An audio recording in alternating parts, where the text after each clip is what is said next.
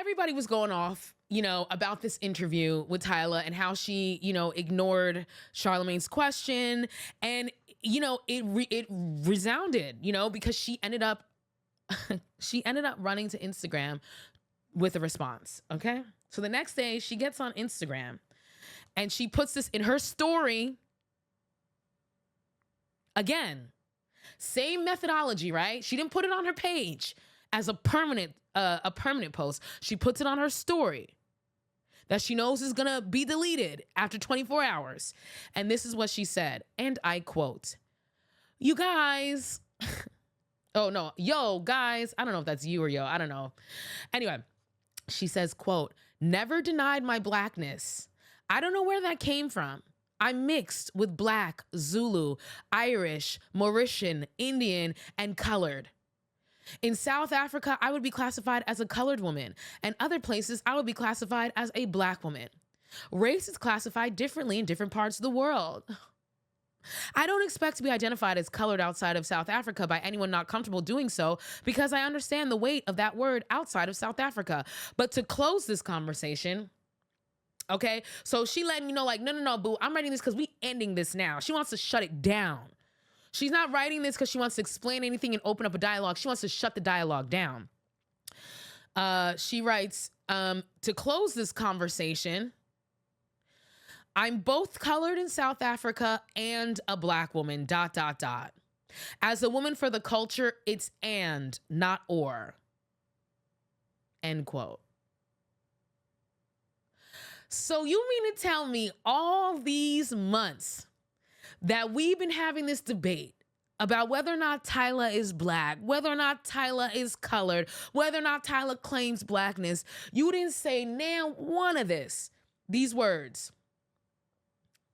And now you suddenly are a Black woman. You never said you're a Black woman.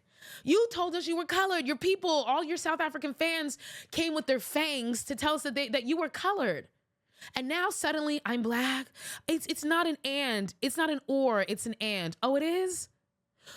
Why didn't you tell that to Charlamagne when you were sitting in his face instead of turning around to your staff and having them speak up on your behalf? So now that you got backed up into the corner, now you're a Black woman? So of course, at this point, Black Americans were not having it. We were like, what the, are you like, because at this point you're playing in our face, but you always been playing in our face. And I'm going to break down how, but right now you're especially playing in our face, acting like we were crazy for questioning your race.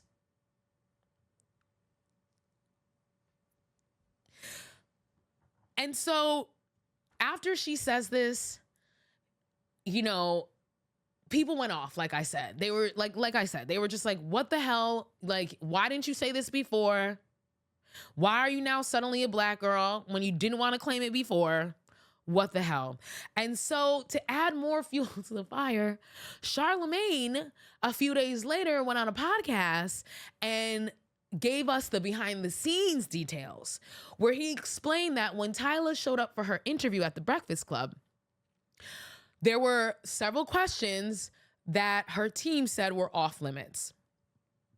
One of those questions being about her race, okay? And Charlamagne was like, okay, great, I don't agree. I'm gonna ask about that. So, which is his right, just like it's their right to say, hey, we don't want you to talk about these things. And so at that moment, instead of them being like, okay, we're gonna scrap the interview, they were like, no, we're just gonna go ahead along with it. So, excuse me. So they went into this interview knowing that Charlamagne did not agree to their terms and was going to broach the subject, okay? So right then and there, that tells us that she was actively trying to avoid talking about it. So when y'all sit here and be like, no, she did talk. No, she had her team specifically tell Charlamagne not to bring that shit up. So she was actively avoiding talking about it. Like I said, she was. Hence the reason why when she did talk about it, it was to non-Black outlets. And she only did it a couple times. So at this point now, we've gone to the point where Black South Africans, colored South Africans, some Black South Africans as well. Even some white South Africans try to get up in the comments. I was like, if y'all don't back the hell up out of here. Let me tell you, if there's one thing that gives me the heebie-jeebies, it's that white South African accent. Woo! That Boer accent, that Afrikaners accent, that shit gives me chills down my spine. It is terrifying when I hear the motherfuckers talk, okay? My friend recommended a real estate agent to me. And when I showed up, she started talking. That bitch had that South African, white lady, South African accent. I mean, when I tell you the chills that shivered me timbers, it was so hard for me to ignore that accent. I mean, to me, white South Africans are the scariest of the evil white people. The scariest.